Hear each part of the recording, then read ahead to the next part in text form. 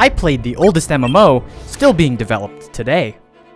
MMOs are the original live service game, with games like World of Warcraft and my beloved Runescape getting updates continuously for the last 20 plus years.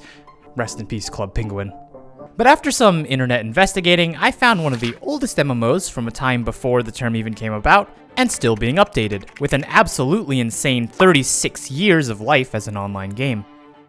The game is called Gemstone IV, initially released in 1988 by developer Simulatronics. It's free to play on browser at, and I can't believe they have this domain name, www.play.net. But that's enough about the specs, let's get into the actual game.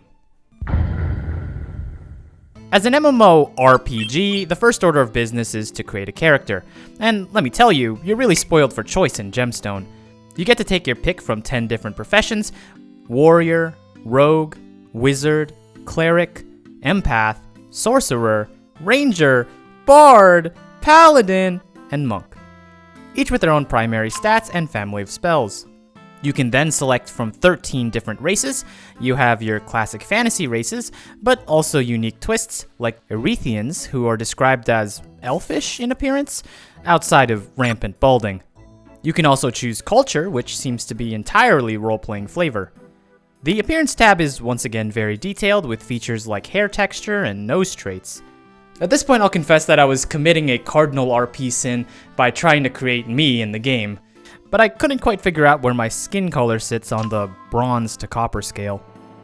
On the topic of appearance, you may note the short description of what my character looks like below, and unfortunately there's no visual portrait to reflect that appearance, but we'll get to that. From there, we can disperse stats into the main attributes, which each improve certain actions, which then give us training points, either mental or physical. These points are then spent in the Skills tab to give our little warrior proficiency in certain activities, spells, or weapons. With all that handled, I stepped into the world of Gemstone IV as Human Warrior Tazius. Remember what I said earlier about visual portraits? There's no visuals anywhere, because Gemstone IV is a purely text-based adventure game. You know the feeling of those cheap MMOs with flashy banners and bloated UI? Well, that's how I felt going into this, but instead of click here red exclamation points, I got a wall of text and random hyperlinks. In fact, it took me so long to read through the opening set dressing that the game started to text yell at me for my first input. If you've never played one of these types of games, well, join the club. Pretty much all actions here are done through hyperlinks. If you want to move, you clicked on one of these directional hyperlinks. Objects of interest that you can interact with are also expressed through these blue hyperlinks. Here we meet our first friend, and essentially our tutorial sprite, Fogoto? Who offers to travel with us while we learn the ropes. I really can't understate how overwhelming this was for a zoomer like me. Even with the game doing everything in its power to get me to accept and decline by clicking on the all caps underlined yellow text, I still tried to accept through the blue hyperlink. Our sprite then teaches us the absolute basics, like how clicking on anything will bring up its specific action menu, from commands to RP emotes. Eventually, we meet with a wild-eyed woman who asks us a question, teaching us how to talk in-game. Unfortunately, my answer of yes doesn't seem to progress the plot. Other players pass by, and I try again. Nothing. Navigating the world really felt like being born again. Not in a religious way, but in a goo goo gaga, I can't speak English way. There's no map, no quest markers, and while I'm sure there's some sort of guide buried somewhere in this UI, I can't quite spot it yet. So instead, I wander about, until I get lost and ask the sprite to send me back to the start. Now, it doesn't help that while I'm hopelessly overwhelmed by my simultaneous sensory overload and deprivation, some bugs, we'll call it, start to emerge. You know how in Silent Hill PT you travel through the same hallways while small changes mess with your perception and psyche? Well, this time when I return to the start, all the text is written in yellow, and I am presented with a stylized Silverwood manner that just never popped up when I first opened the game. Regardless, I press on, understanding that there's gotta be something here at the start. Eventually, I ring the bell to summon the master of the house, and a helpful doorman lets me know to wait for an audience. I'll also point out that the doorman is the first NPC that talks to me that I can't interact with. So I flex my RP muscles and sit down. While waiting for my quest to progress, I go through some of the menu items. Character sheet doesn't seem to do anything. and advice couldn't be any less helpful. At this point, I grow a little impatient because I've spent 5 real-time minutes waiting for my next in-game interaction. I reasoned that maybe because it's an RP game, they expect new players to settle down and talk while waiting for the first quest to progress. Regardless, while reading through some of the new player resources on the website, the character we've been waiting for arrives. Meet mentor Leafiara. I say hello and she asks how she can help. But something seems off. Leafiara has a huge context menu, with the same options as the Wild-Eyed Woman, but with a few new entries like Way and Start Dragging. Confused by my last interaction with the other woman, I pull up my guides and start reading a bit before realizing something. The long wait time, the big context menu, the purple text. This is a real person! Slightly embarrassed that I haven't said anything in about 5 minutes, I start again, this time a little more cordially. And just like automated banking, things go much smoother with a real person. Leafiara then springs a 30-second QuickTime event to hand me a newcomer's guide. I can't pick it up because my hands are full, so I scramble to learn how to inventory manage and take it off her hands. After reading through all the pages, I thank Leafiara for the help and set out on my journey. And Leafiara, if you're out there, I'm sorry for having to have you baby me through that. You have the patience of a saint. But then again, you wasted 5 of my minutes, I have no problem wasting 5 of yours.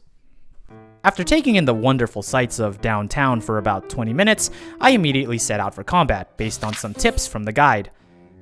As we march, let's take a look at our interface. We have a hearty 31 health, a meager 1 mana, 6 spirit, and 28 stamina. I've also re-equipped my shield, opposite of my falchion. After looking up how to get these out-of-character chat spamming goons out of my text box, we forged ahead. Leaving through the south gate, I encounter my first foe. It is a Rolton, known near and far as the implacable enemy of early, and he's gone. Following the Rolton west, I instead encounter a kobold, which I know enough about fantasy games to know I should be capable of handling. So behold, combat. As you can imagine, combat in this game is old-school dice rolling, with a short cooldown between inputted actions. The game gives you a snappy description of each interaction, as well as the written-out formula on the maths. Now, I've never played a game of D&D, but I know what a D100 translates to. That said, I have no idea what a UAF, UDF, or MM means, besides a whiffed attack. After a few cycles, turns out the Rolton had lured me into an ambush, and it joins in the fray. I try a few of the other combat options, starting with the grapple, but forget basic roleplay etiquette since it's hard to grapple with a sword and shield in your hand. So I turn to my 3rd and 4th limbs and kick the kobold instead, and miss. A fierce battle ensues, trading blows with both combatants. I end up slicing through the kobold before beating down the Rolton as well. Surveying the grounds for my prey, I look to skin the kobold, but right before I can, the body decomposes to compost.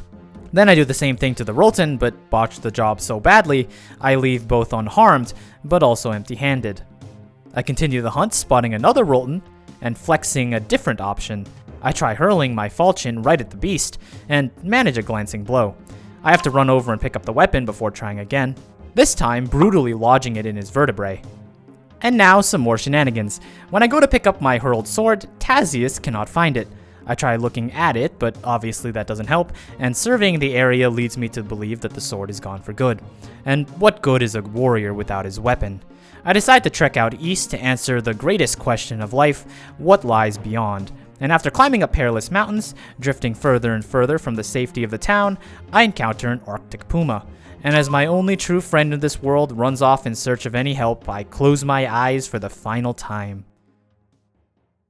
In Gemstone IV, death isn't quite final, but lost souls cannot simply stand back up, and when I check back, I'm still dead, awaiting either resurrection by another adventurer, or the eventual decay of all signs of life. Now obviously, being dead isn't fun, so I decided to reroll a character. From there I found out that, in order to sustain the game does offer a monthly membership service, among other things allowing you to have multiple characters. So after deleting my character, I created my polar opposite, the elven wizard Kiana.